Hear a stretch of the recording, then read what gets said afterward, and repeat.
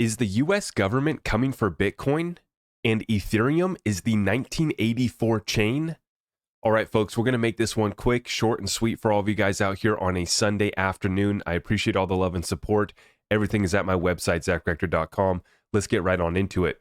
So we have Justin Drake here, who works as a researcher at the Ethereum Foundation. Today, he says that when you stake your Ethereum, you can be tracked via IP address. He says he knows information internally that such databases exist. So when you're staking on Ethereum, who all is watching you? This is getting a little interesting. Has some folks calling Ethereum the 1984 chain.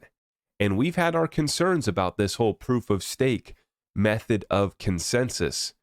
And then this person retweeted and said, wait till they hear that 91% of Solana validators are personally doxxed and have legal agreements with the Solana Foundation, or that most Cosmos ecosystem validators are doxxed to the public to get delegations, and many just run on keys held by a service by other companies. This is pretty much an industry-wide problem. Crypto is not ready for massive governmental crackdown or other legal attacks. Now, I'm going to play this clip here from this researcher, Justin Drake, so that you can hear what he has to say for yourself. This is, information that I know internally, is that there's some people that are kind of looking at the set of metadata for validators, and there's a lot of metadata. You can look at deposit addresses, you can look at withdrawal addresses, you can look at fee recipients, you can look at IP addresses, you can look at correlated failures. When did they go offline at the same time? You can look at... So it's a fairly Sybil resistant data set of your most involved Ethereum citizens. Exactly, yes. And then you can identify, okay, we know who Kraken is, we know who Coinbase is, and we can just not give them an airdrop if the purpose of the airdrop is to airdrop to specific individuals that are running solo validators. Now, let's be very clear, because obviously we love XRP. What's the deal with the XRP Ledger? Well, a lot of the validators are doxxed, and of course it's a public blockchain that's open source and permissionless, and everything is tracked on chain, so absolutely. Now, what gets interesting though with the XRP Ledger and why it's differentiates itself from all the other blockchains out here is with the XRP Ledger, many of the validators have chosen to dox themselves willingly, and to be on the DUNL list, you need to be doxed, you're supposed to have a TOMO file, you're supposed to kind of report and be made available. But what's best about the best incentive is no incentive is that you don't have this delegation, these backdoor deals, right? And of course you have single point entities where if the Ethereum Foundation is collecting it all, or the Solana Foundation is collecting it all, right? Then obviously that's one point of failure where they could give up all this information. On the XRP Ledger, of course, it's still all open and available, and the validators to some extent have doxed themselves completely, to other extent not so much, but to be in the DUNL list, you basically have to be known, you have to be doxed, and you have to make yourself available, and there's no incentive, right? You're not doing any sort of deals, you're not getting bought and paid for because Ripple can't give you anything. Obviously, there's grants that Ripple gives out, but that's just Ripple deciding to do that with their own XRP. Whereas you have the Ethereum Foundation and you have the Solana Foundation, right, which can really sway things. So from a privacy perspective, you're on blockchain. You're really not doing anything that's private, right? But, obviously from a decentralization standpoint, you also have to look at the best incentive is no incentive when it comes to true decentralization and not having validators that can be bought and paid for or swayed one way or another. Now, when it comes to validation processes that the government here in the United States is not too fond of, well, this is why we titled this the U.S. government coming for Bitcoin, because they have an issue with Bitcoin mining. And we just saw a report come on out, and this one was issued here by the Department of Energy, did a little survey to collect data about crypto's energy consumption, and it could be used to justify the stance that blockchain poses a public harm. Now, let's take a look at this one, folks. The U.S. Department of Energy is taking a closer look at Bitcoin mining. Is this a cause for alarm?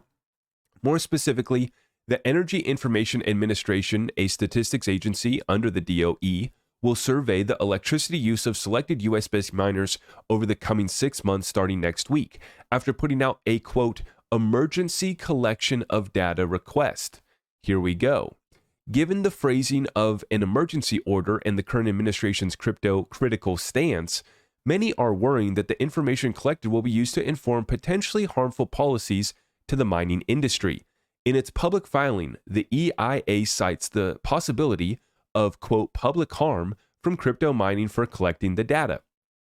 EIA is policy-neutral agency that does not create policy, implement policy, enforce policy, or comment on policy.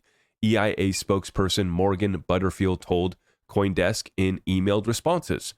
Results from the data we collect will help inform our path forward regarding a regular 3-year clearance during the next 6 months.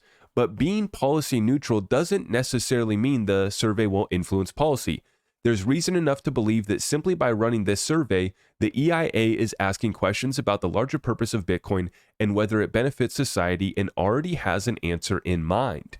Well, you know, Elizabeth, I got a plan for that. Warren and some of her friends, you know they got a plan.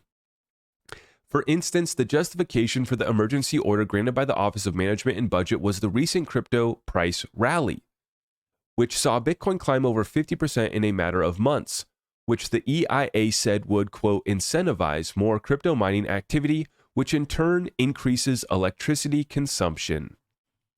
Given the emerging and rapidly changing nature of this issue, and because we cannot quantitatively assess the likelihood of public harm, EIA feels a sense of urgency to generate credible data that would provide insight into this unfolding issue. Butterfield said 82 firms operating approximately 150 facilities were selected to represent the universe of cryptocurrency companies across the country. The agency pointed to a cold snap that hit Plattsburgh in 2018 to justify the risk crypto poses to the public. The combined effects of increased crypto mining stressed electricity systems create heightened uncertainty in electric power markets, which could result in demand peaks that affect system operations and consumer prices, it wrote.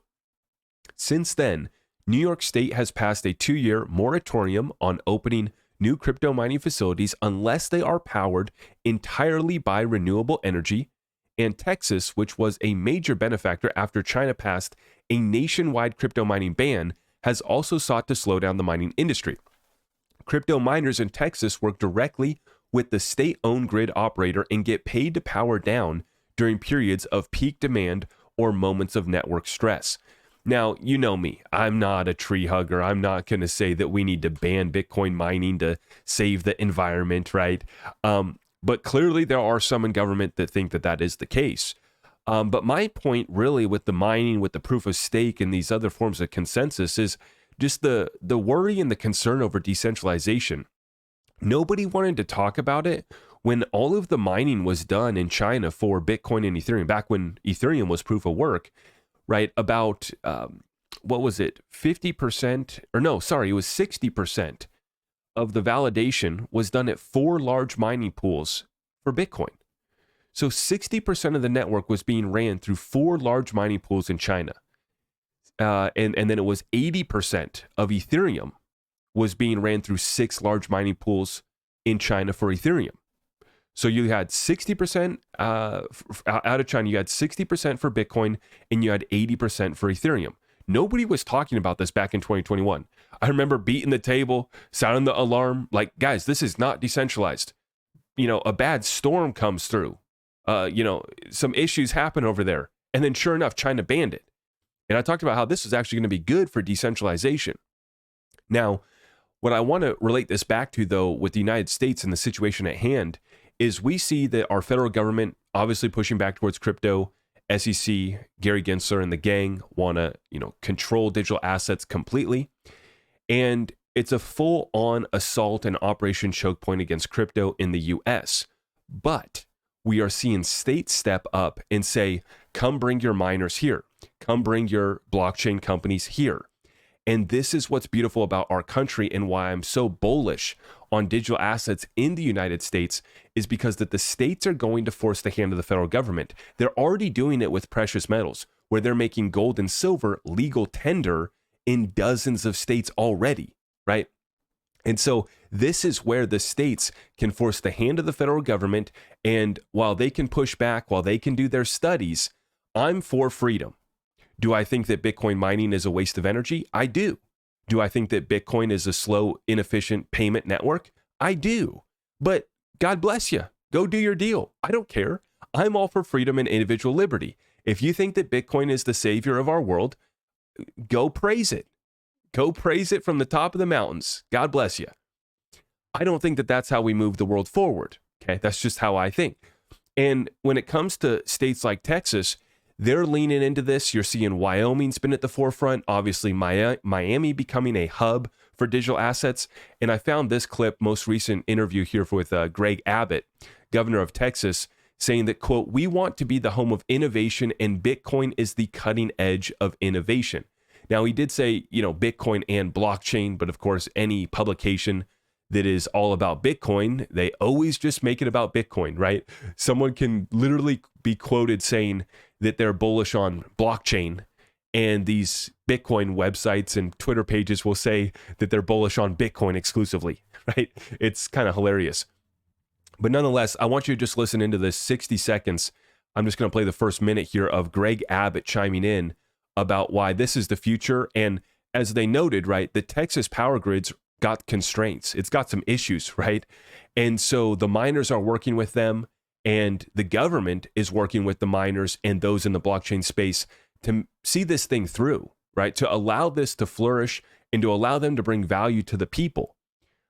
Now, they're going to have to come up with ways, though, around the mining, and they're going to have to do some sort of deal because obviously some of these grids can't hold it. But that's what I love about Greg Abbott here, is that he's not going to shut it down completely and say that we need to kill all Bitcoin mining just because the Texas grid might not have the power capacity, right? And so God bless Texas for leaning into it. Let's listen in here. Texas is getting involved early on in this process because we see the future of what Bitcoin, of what blockchain means to the entire world.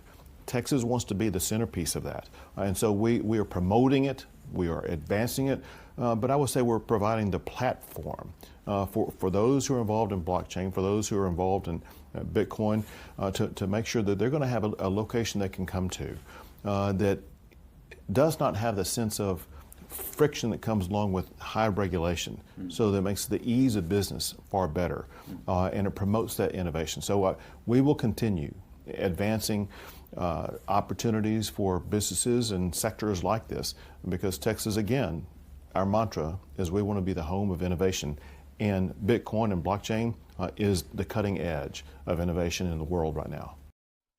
So you notice how he says Bitcoin and blockchain is the cutting edge. What do they cut it out and they just say Bitcoin is the cutting edge of innovation. So they love to just cherry pick those Bitcoin bros, don't they? But nonetheless, you see what you see what the vibe is down in Texas. Come bring your business. And there's a reason why there are dozens upon dozens of Fortune 500 companies that have picked up and left states like California, and they've brought it into Texas. And I just went and visited Dallas last year, and it's booming as far as the eye can see. If you can find a little hill out there, you get up on the hill, and as far as the eye can see, they're building the homes. And you're seeing, you go through the city, and it's just one big company after another. And when you look at the stats, it's unbelievable. And this is what I love about the US, right? Is that we have that competitive environment, that spirit of innovation and capitalism. This is what made our country great. This is why so many people are coming here still. And we need to lean into this in regards to digital assets if we want to maintain this level, this standard going forward in the world.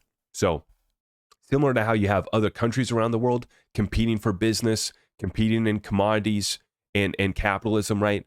The same thing's taking place here in the States, and it's just night and day difference where you have states that are just choking out businesses and entrepreneurs and capitalists, and they're just picking up and moving. And they want to tax the rich, they want to tax wealth, and the wealth is just picking up and moving. And where is it going? Where it's treated best. And so I'm definitely thinking about relocating out of my sanctuary state. I'm looking at my options. But in the meantime, folks, let's continue to add pressure. Let's continue to write our senators, our congressmen and women, and let our representatives know, even at the state level, Let's push it on the state level. And this is actually more than blockchain. As we resist the federal government and the bureaucracy beast that's there, the overpowered DC creature that we're up against, right? It starts at the state level, right? Where we can really force the hand of the federal government and we can get effective action taking place, making gold and silver legal tender. Maybe we can make Bitcoin. Maybe we can make XRP legal tender. That's a step in the right direction, though, with Texas and other states leaning into this, bringing capitalists into their state. I absolutely love to see it. Let me know what you guys think in the comments down below. We'll see you in the next one. God bless. I am your host, Zach Rector. I really appreciate all of the love and support. If you want to support the channel, just remember that you can start by smashing that thumbs up for me, sharing this content far and wide, and everything else is at my website.